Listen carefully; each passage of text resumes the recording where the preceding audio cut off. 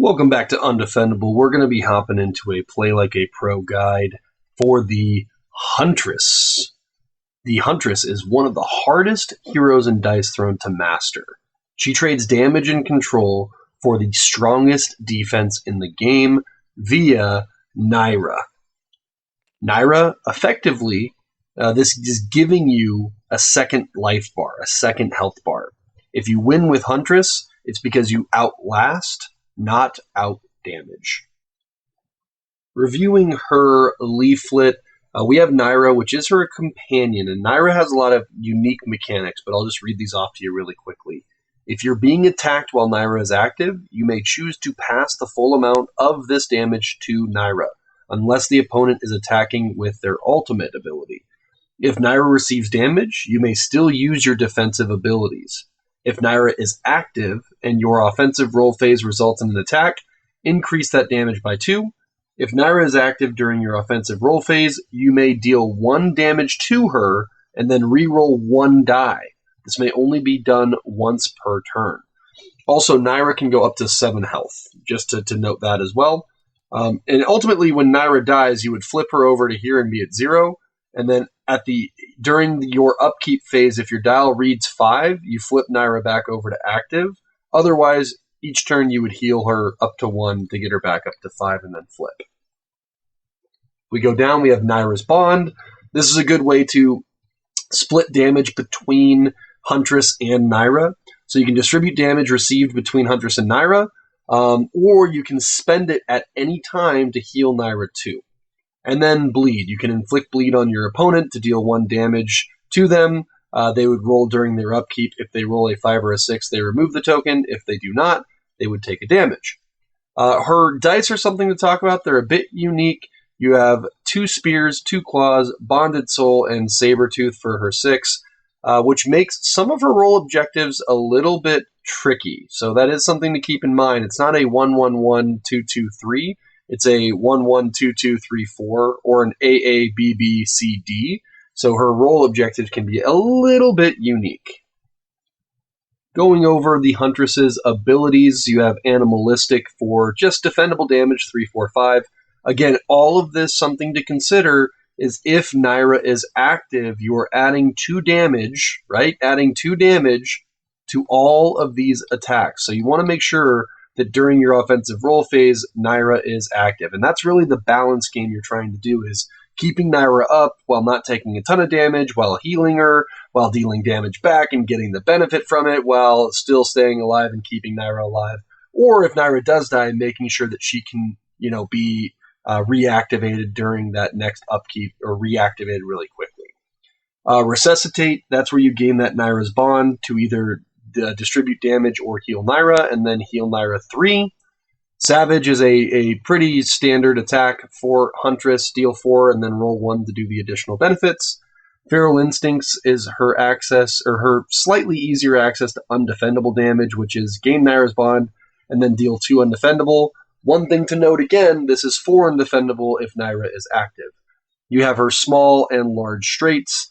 Predatory Advance, which is a relatively hard objective to roll. You really aren't going to do this unless you roll it naturally. Heal Naira 1, and then deal 5 damage, 5 to 7.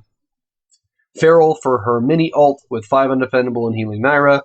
Maternal Bond, which is dealing damage on a spear, healing Naira on the bonded soul, and then if Naira is active, you can hit back with that claw for 2 additional damage. And then the Huntress's Jungle Fury Ultimate, gain a bond, inflict 2 bleed, and deal 12. Going over Huntress's cards, she doesn't really have a lot of just unique cards, but they're all relatively good. I would say out of these, Savage Slash likely has the least impact. It's low impact, but it is cheap to play for 1 CP, so use it if you have nothing better. Her attack modifiers are both really good. You're going to use these every single time that you get them. They're both 0 CP as well. One thing to note is the Huntress does not generate CP. So make sure when you're upgrading, she doesn't have a lot of CP. She doesn't generate a lot of CP, but she does have a lot of upgrades. And a lot of upgrades are auto sells so that CP doesn't become an issue. So these four are going to be really strong, and all of these are relatively low CP. Blood Bond is good when Naira's at low health, and then Resilience is a really nice way to surprise bond, get the Naira's bond usage out quickly or in an emergency for Naira to recover. As for Huntress's upgrades, again, some of these are going to be auto sells because you're just going to need the CP. What I will always recommend upgrading is going to be your Savage. This is worth it. It makes Savage a lot safer with Hunt being activated as well. Definitely want to upgrade this, and then your defense. She has one of the best defenses in the game if you can upgrade it, so you will always upgrade Savage and her defense. Everything else is relatively situational, but most are going to be a trap. Feral Instincts is okay, but it's going to be situational if you're going up against an opponent with a really strong defense, maybe. But I would say Resuscitate, Predatory Advance, Feral, and Animalistic are all going to be auto sells. So the general game plan for Huntress is you're going to want to use Naira as aggressively as possible to get her HP down to 1 or 2 as much as possible, right? You really want Naira functioning around 1 or 2 health most of the game, because this is going to give you the maximum tank value. If Naira's at 1 health and someone swings at you with 13 damage, you can just say, sure, Naira's going to take it. She takes 1, flips over, and dies, but the excess damage does not go to Huntress. So you're really trying to keep her functioning around 1 or 2 health and active, so your attacks are going to get buffed, but you're also going to have this as an option to tank a lot of damage. So keeping her around 1 or 2 is going to be really good. And then at 2 HP, this is where you can ping her if you need to reroll on your next turn. So that's why the 1 or 2 is going to be really, really important for Naira. I would say ideally 2, because you can ping her to reroll, but 1 is also really good for maximum tank value. When you get Naira's bonds, you want to spend them quickly. Typically, you're going to want to heal Naira in your main phase if you are 5 or less health, right? So if you're at 5, you would use Naira's bond, you'd go up to 7. That's her max health. If you're at 6 or 7, you would actually, that's when you would start using Naira's bond to split the damage. So if someone swings at you for 9, you could have her take 1, 2, 3, 4, 5, and then the other 4 would go to you in this scenario with Naira's bond, right? So that's how you're going to want to use Naira's bond to its maximum efficiency. Offensive priorities, you're going to want to use Savage when you're versing normal defenses, so opponents that don't have wildly strong defenses. And then you want to use Feral Instincts when you're versing dangerous defenses and you need undefendable damage. And then Predatory Advance is really just if your dice are just being awkward, right? If you're rolling Claws and you're not rolling the Sabertooth, or if you're rolling Bonds and Claws and not quite getting the third Spear, this is where you're going to use Predatory Advance if these two are just kind of being awkward and not cooperating. Resuscitate is really just if you're just absolutely whiffing and nothing else is available, you're going to want to go with Resuscitate.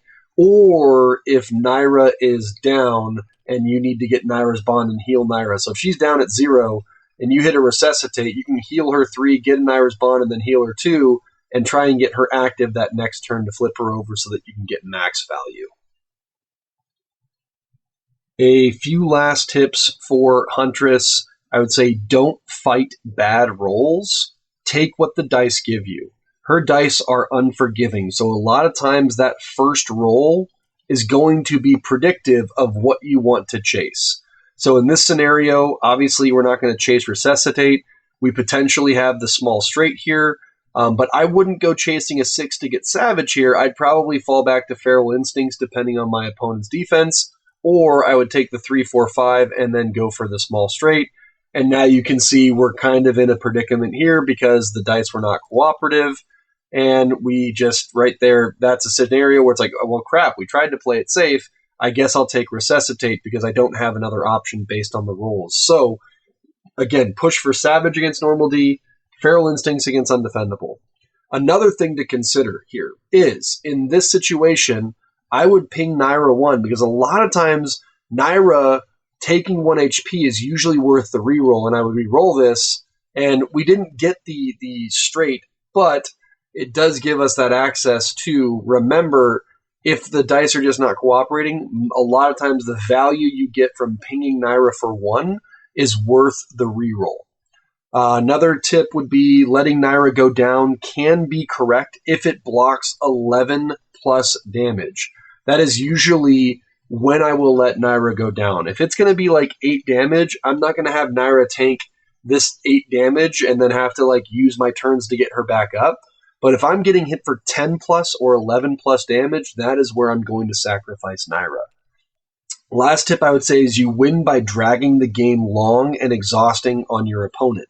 If you can get Naira to tank damage, get her back up, upgrade your defense, hopefully you find it, it is going to be a long, grindy, draggy game, and your opponent's going to be exhausted by the end of it.